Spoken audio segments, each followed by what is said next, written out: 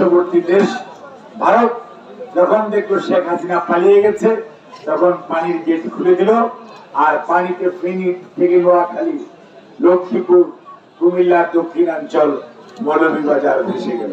অর্থাৎ এরা এই দেশের মানুষের বন্ধু না, এরা একটি দল, একটি পরিবারের বন্ধু।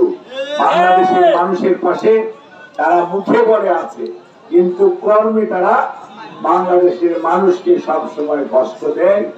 আর বাংলাদেশ জাতীয়তাবাদী দল, আপনার দল, শহীদ রাষ্ট্রপতি জিয়াউর রহমানের করা দল, সবসময়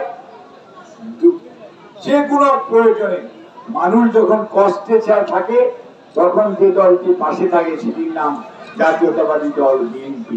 যখন ওনারা পালিয়ে গেলেন, শহীদ জিয়া তখন স্বাধীনতার ঘোষণা দিয়ে আপনাদেরকে নিয়ে যুদ্ধ করলেন, রণাঙ্গনে থাকলেন, অর্থাৎ আপনাদের পাশে।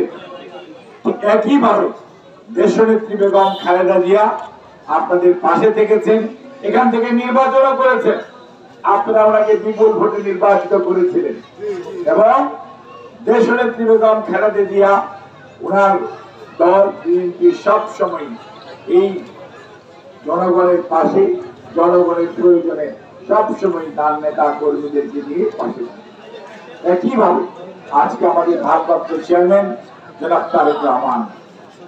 তারেক রহমান, ওনার নির্দেশে সারা বাংলাদেশে শুধু বিএনপি নয়, বিএনপির প্রতিটি অঙ্গ সহযোগী সংগঠন, বিশেষ করে জাতীয়তাবাদী স্বেচ্ছাসেবক দল অত্যন্ত সুশৃঙ্খল ভাবে এই বানভাসী মানুষের মানব সৃষ্ট যে বন্যা, এই বন্যার মানুষের পাশে দাঁড়ানোর জন্য তারা আজকে কয়েকটি দিন যাবৎ আমাদের স্থানীয় বিএনপি অঙ্গ সহযোগী সংগঠনের নেতা কর্মীদেরকে পাশে নিয়ে আপনাদেরকে সহযোগিতা করছে। এবং এই সহযোগিতা ইনশাআল্লাহ যতদিন প্রয়োজন ততদিনই বিএনপির পক্ষ থেকে, বিএনপি পরিবারের পক্ষ থেকে আপনাদের পাশে থাকবে। এখন পানি তো নেমে যাচ্ছে, পানি তো সব ভাসিয়ে নিয়ে গেল, পানি সব সম্পদ নিয়ে গেল, গরু ছাগল নিয়ে গেল, এবং আমাদের প্রায় 70 জনের বেশি মানুষকে শাহাদাতবরণ করেছে। এই অবস্থায় আজকে আমরা কিছুক্ষণের মধ্যেই দেখা যাবে, কয়েকদিনের মধ্যে কারো ডায়রিয়া হচ্ছে, কারো ডিসেন্ট্রি হচ্ছে, কারো চোখে যেটাকে আপনারা বলেন কনজাংটিভাইটিস সেটা হচ্ছে, কারো টাইফয়েড হচ্ছে। এগুলো সাধারণত পানি নামার সাথে সাথে এগুলো বেশি হয়।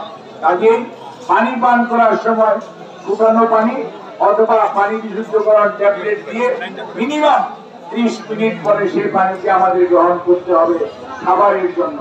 এটি আমাদের সবসময় খেয়াল রাখতে হবে।